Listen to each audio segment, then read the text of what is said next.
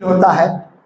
हमारे मरहूम मोहतरम जनाब सादा मीरा साहब चिराग खाना नहीं थे, बल्कि उनका उजाला पूरी इस कौम यानी पूरी इस कौम को उजाला उनसे पहुंचता था।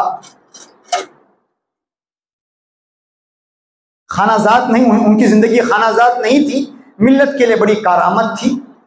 मोहतरम जनाब कादी मीरा साहब यानी सादा मीरा साहब बेहतरीन इंसान थे, बेहतरीन आदात बेहतरीन अतवार के आदमी थे, इंतहाई उसूल पसंद आदमी थे। देखिए, कुछ लोग उसूल पसंद होते हैं, कुछ लोग उसूल शिकन होते हैं और कुछ लोग उसूल परस्त होते हैं। यानी हजरत का ताल्लुक उसूल पसंद आदमी थे, उसूल परस्त नहीं थे, उसूल शिकन भी नहीं थे। उसूल परस्ती से माशरे में बिगाड़ पैदा होता है, इदारों में इंतशार पैदा होता है। उसूल पसंदी से माशरा आगे बढ़ता है, समाज में तरक्की होती है। बेहतरीन किस्म के उसूल पसंद इंसान। खुद मेरा अपना वाक़या है, दावत सेंटर में दरस कुरान के लिए 2 मिनट देर हुई, फ़ौरन दर्स शुरू कर दिया, किसी का इंतज़ार नहीं किया। मेरा अपना दर्स था, 2 मिनट ताख़ीर हुई, उसको बर्दाश्त नहीं किया। उसूल के आदमी, बड़े उसूल के पाबंद, साफ गो इंसान थे, जो दिल में साफ कह देते थे। साफ दिल थे, दिल में कुछ अदावत छल कपट बुग़्ज़ अदावत नहीं थी। शम्स में भी आना होता था, इस मस्जिद में भी आते थे, जमात के तरबियती प्रोग्राम में भी बहुत मरतबा आए हैं। तो साफ दिल, सबको माफ़ करने वाले, दिल में इनात और बुग़्ज़ न रखने वाले, सबको साथ लेकर चलने वाले। गैर मुस्लिमों के काम में उनको बहुत फिक्र थी। यहाँ जब वो सरपरस्त कहते थे हमसे, बड़ी आबादी यहाँ पर बिरादरान वतन की है, अगरचे उनकी जहनीत फिस्ताई जहन के लोग हैं, उन्हें हमें करीब करने की ज़रूरत है, प्रोग्राम कायम करने की ज़रूरत है। और आपको ताज्जुब होगा, यहाँ जुमा कायम करने में उनका बड़ा पार्ट रहा। उस वक्त वो जनरल सेक्रेटरी के ओहदे पर थे। जब यहाँ से दरखास्तें गई थी जुमे के क़याम के लिए, आखिरी दर्जे तक उन्होंने कोशिश की यहाँ जुमा कायम होने के लिए, और काजी साहब के पीछे पड़े रहे। और जमात वालों के यहाँ ज़रूरत है, अलग इलाका है, हिंदू मुस्लिम साथ मिलजुल कर रहते हैं। तो बड़े बेहतरीन इंसान, बड़े नेक इंसान, बड़े बाअखलाक इंसान, और एक साहिबुर राय नहीं, साहिबुर राय भी थे। उनके बहुत से आदात और अतवार अच्छे अखलाक हैं। इंशाल्लाह दावत सेंटर में भी प्रोग्राम होने वाला है। अब मैं इंशाल्लाह दरख्वास्त करूँगा अमीर मकामी से, मौलाना ज़ुबैर साहब से, कि कुछ बातें उनके सिलसिले में कहें। तमाम हज़रात से दरख्वास्त है, थोड़ी देर के तशरीफ़ रखें, मुख्तसर होगा इंशाल्लाह प्रोग्राम। मोहतरम हज़रात, आज अभी कुछ दिन पहले पीर के रोज़ 23 अक्टूबर को जनाब सादा मोहम्मद मीरा साहब का इंतकाल हुआ। क्योंकि वो इस मस्जिद के पहले सदर थे, इस वजह से हमने मुनासिब समझा कि मस्जिद अहमद शहीद की तरफ से एक ताज़ियती पैगाम दिया जाए। हज़रात, जनाब सादा मोहम्मद मीरा साहब पहले दुबई में काम करते थे और एक हॉस्पिटल में वो काम पर थे।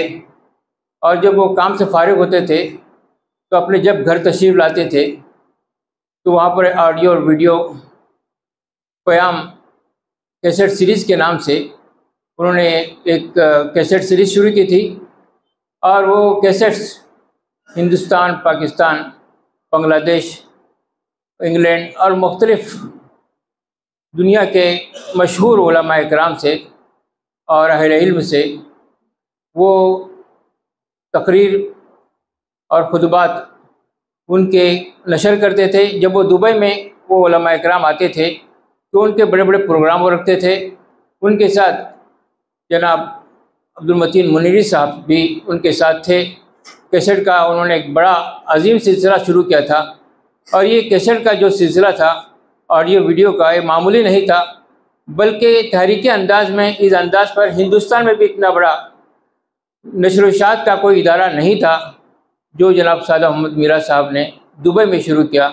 और उनके कैसेट्स दुनिया भर के लोगों के पास जाते थे और न जाने कितने लाखों लोगों ने उनको सुना होगा। तो वहाँ पर रहे। फिर भड़कल में जब आए तो उनको अमीर मकामी बनाया गया। यहाँ पर मकामी अमीर के हैसियत से उन्होंने बहुत अच्छा काम अंजाम दिया। और फिर खलीफा जमातुल मुस्लिमीन के वहाँ पर वो जनरल सेक्रेटरी रहे। और भी हाल ही में उनको सरपरस्त भी बनाया गया और उन्हें भी वहाँ पर काफ़ी खिदमत अंजाम दी। इस तरह हमारी ज़िंदगी जो है, हम लोग जीते किस लिए हैं? हम अपने लिए जीते हैं, अपने ख़ानदान वालों के लिए जीते हैं, अपने अहल वयाल के लिए जीते हैं। हमको दूसरों के लिए भी जीना चाहिए। दूसरों के लिए से को हमको इस फ़ायदा होना चाहिए। हम लोग अपने घरों के अंदर बल रहते हैं, अपने अहल वयाल ही की फ़िक्र हमको होती है।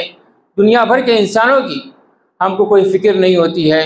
दुनिया में क्या हो रहा है, हम मज़े से हैं, आराम से हैं, हमको कोई एहसास नहीं होता। आज देखिए फ़लस्तीन के अंदर कितने लोग तड़प रहे हैं, कितने हालात नाजुक हैं, और कोई घर ऐसा नहीं है जो घर उसमें बम न गिराए गए, मिसाइल न गिराए गए हों। पूरा खंडर बन गया है फ़लस्तीन, गज़ा की पट्टी पूरी खंडर बन गई है, और उनका पानी, बिजली, सारी चीज़ें बन गई हैं। इन हालात में भी उन पर, अल्लाह पर इतना भरोसा है और इतनी इस्तिकामत है कि अभी हाल ही में मैंने देखा कि एक पूरी फैमिली का शहीद हो गई और वहाँ एक आदमी बचा, और वो लोगों के अंदर मिठाई तकसीम कर रहा है कि मेरे घर वाले शुहदा हैं, अल्लाह के पास चले गए। ये जज्बा, ये कोई मामूली जज्बा नहीं है। ये जो जज्बा है, ईमान का जज्बा और अल्लाह पर तवक्कुल का जज्बा, ये चीज़ें हमारे अंदर भी आनी चाहिए। कब तक हम लोग मरेंगे? जाहिर बात है, खुदा के पास हमको जाना है। कोई बिस्तर पर मरता है, कोई एक्सीडेंट होकर मरता है, और कोई दीनी काम करते हुए अपनी जान अल्लाह ताला के सुपुर्द कर देता है।